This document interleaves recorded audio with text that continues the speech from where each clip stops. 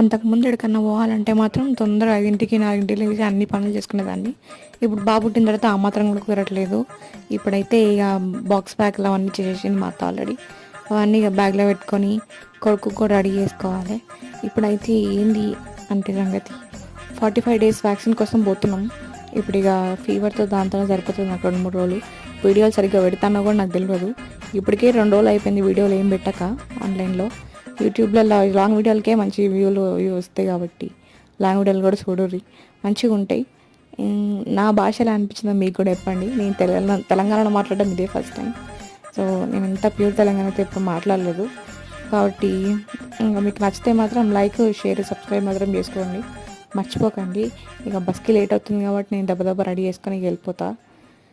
So మళ్ళీ వచ్చే వీడియోలో చూద్దాం. అంతవరకు టాటా, బాయ్ బాయ్, సెలవు. ఇక మీకు నా కడుకుని ఇక మూట కట్టేసిన, ఇక మళ్ళీ వస్తాం.